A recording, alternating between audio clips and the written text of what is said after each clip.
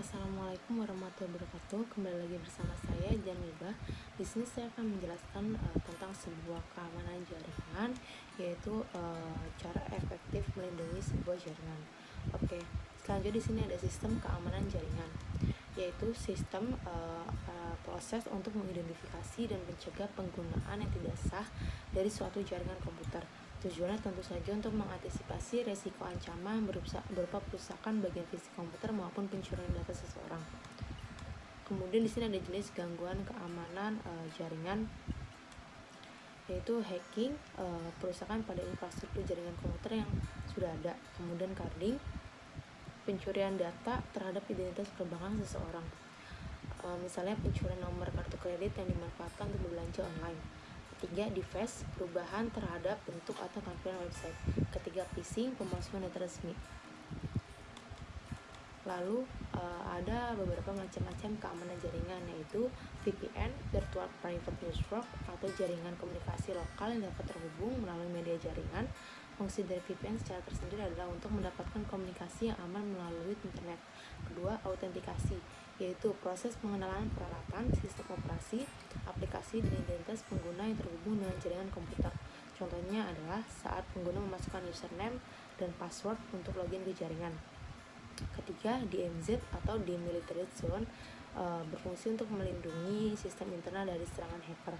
Yaitu terakhir, enkripsi, teknik pengkodean data yang dapat digunakan untuk menjaga data. Lalu di sini ada segi-segi keamanan jaringan, yaitu confidentiality, mensyaratkan bahwa informasi data hanya bisa diakses oleh pihak yang memiliki wewenang. Integrity, mensyaratkan bahwa informasi yang dapat diubah oleh pihak yang memiliki wewenang. Availability, mensyaratkan bahwa informasi tersedia untuk pihak memiliki wewenang ketika dibutuhkan. Authentication, mensyaratkan bahwa pengirim suatu informasi dapat diidentifikasi dengan benar dan ada jaminan bahwa identitas yang didapat tidak palsu. Kemudian non-repudiation, mensyaratkan bahwa baik pengirim maupun penerima informasi tidak dapat menyangkal pengiriman pesan. Lalu di sini ada kategori serangan, yaitu yang pertama, interruption. Suatu aset dari suatu sistem diserang sehingga menjadi tidak tersedia atau tidak dapat dipakai oleh yang berwenang. Contohnya adalah perusakan atau modifikasi terhadap piranti keras atau saluran jaringan. Kedua, interception. Suatu pihak yang tidak berwenang mendapatkan akses pada suatu aset. Pihak yang dimaksud bisa berupa orang, program, atau sistem yang lain. Contohnya adalah penyadapan terhadap data dalam suatu jaringan.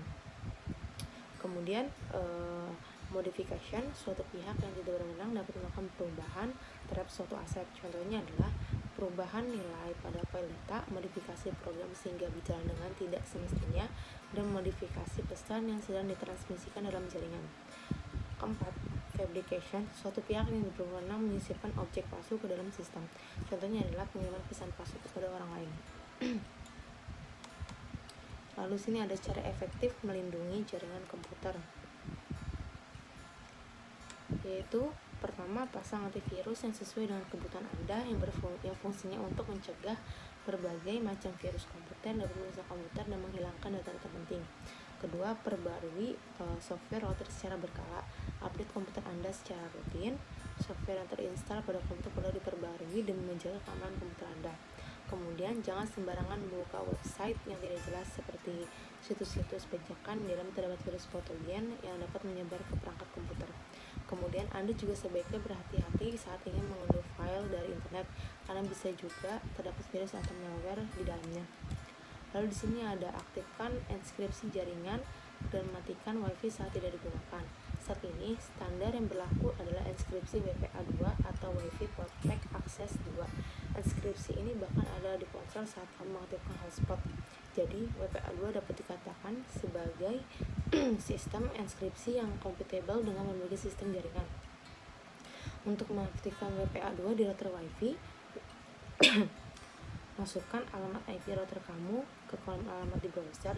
Biasanya alamat IP router yang umum adalah kombinasi 192.168.0.1 dan seterusnya. Cek terlebih dahulu IP router kamu sebelum memasukkan alamatnya.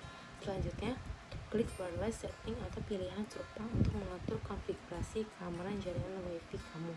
Kemudian pilih WPA2 atau WPA plus WPA2 di security option. Lalu klik play. Jaringan kamu pun kini sudah aman dengan inskripsi WPA dan WPA2.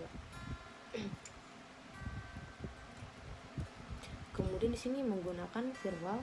Firewall yang dimaksud di sini adalah untuk router kamu pada router yang berperan memberikan lapisan keamanan tambahan pada router.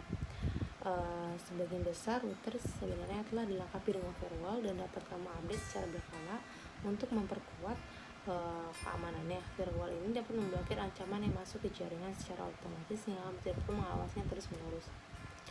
Oke, cukup sekian dari saya mengenai tentang keamanan jaringan komputer dan cara efektif untuk melindungi sebuah jaringan komputer.